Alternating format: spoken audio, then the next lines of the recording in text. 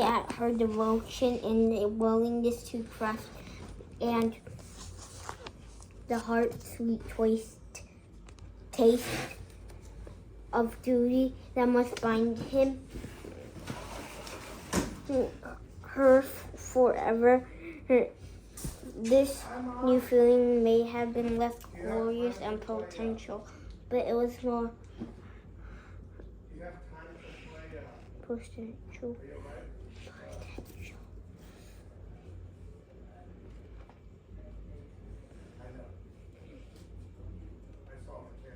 Charm. This nice, clever man that I hardly know, someone that even my father looks up to.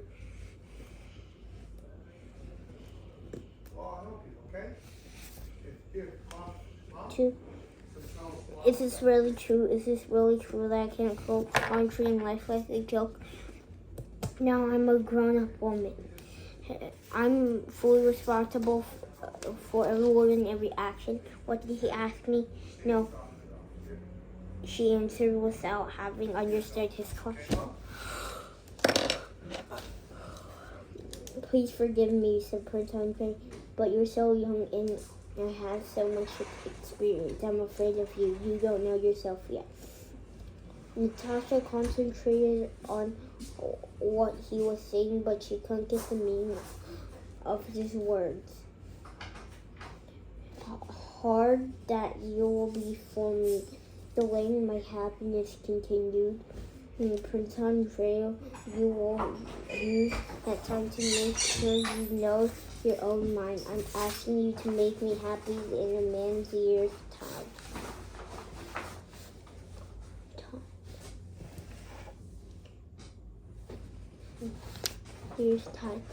But you are free and we shall keep our engagement secret, and if you were to find out you don't really love me or you fell in love with, said Prince Andre with a forced smile.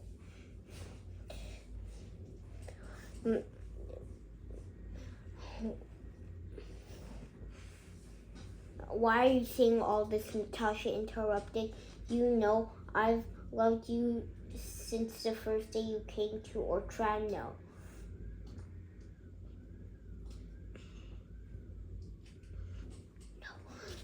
She said certain she was telling the truth.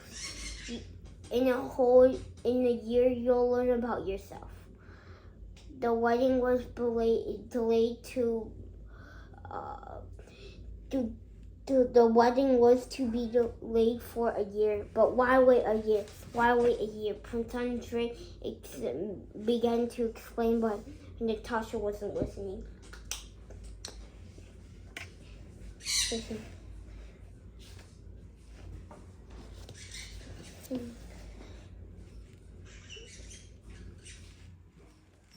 Recently, Natasha bursted out, realizing that the wedding was to be delayed for a year. But why wait a year? Why wait a year? Prince Andre began to explain the reasons for the delay. Natasha wasn't listening. Is there no other way? She asked. Prince Andre said nothing in reply, but the impossibility of changing this decision was written on his face. Oh, that's awful. It's absolutely awful, Natasha cried, suddenly breaking into sobs again. I'll die if I have to wait a year. It's impossible. It's awful. She glanced at the face of her husband-to-be and saw his look of bewilderment and sympathy. No, it's all right. I'll do anything, she said, suddenly in control of her tears. I'm so happy. Her father and mother came in and gave the engaged couple their blessing. From that day, Prince Andre came to the Rostovs as Natasha's fiancé. There was no historical celebrations and no announcement was made of Natasha's engagement to the Bolkonskis. Prince Andre insisted on that. He said that since he was responsible for postponing the wedding, he ought to bear the whole burden of it. He said that although he was bound forever by his word, he didn't want to buy Natasha, and he wanted her to feel completely free. In 6 months of him,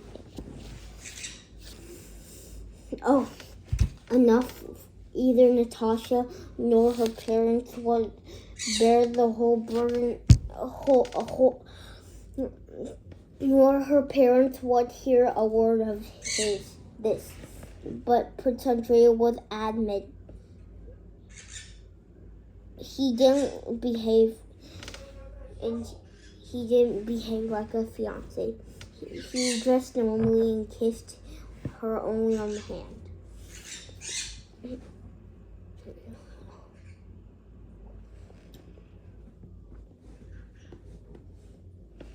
And but there was nothing between them. Now they both felt like utterly different creatures, no longer dumb, awkward, and affected, but simple and sincere.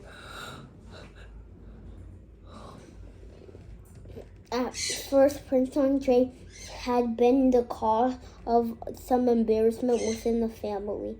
He had seemed like a man from another world, and Natasha worked hard at bringing them all round to him.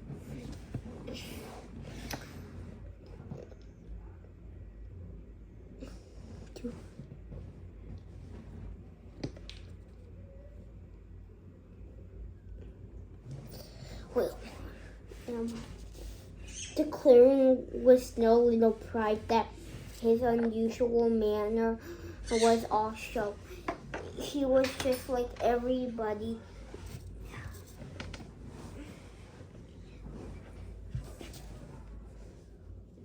Nobody else needed to be. It only took a few days for him to the rest of the family to get used to seeing him. Any awkwardness soon disappeared, and they went back to the same way they lived with Prince Andrei.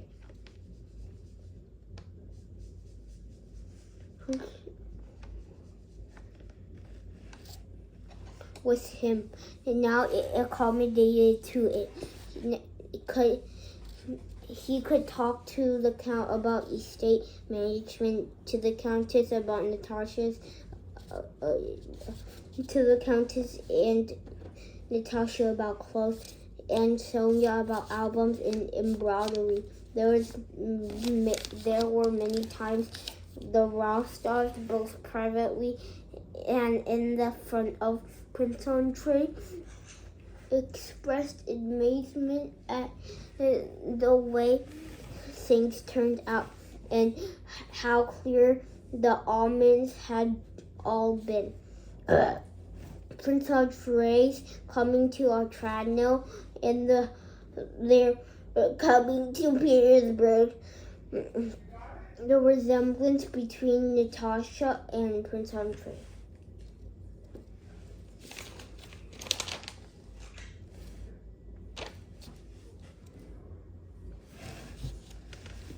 As a young wife, she was beyond reproach. Perhaps she could have been so motherhood.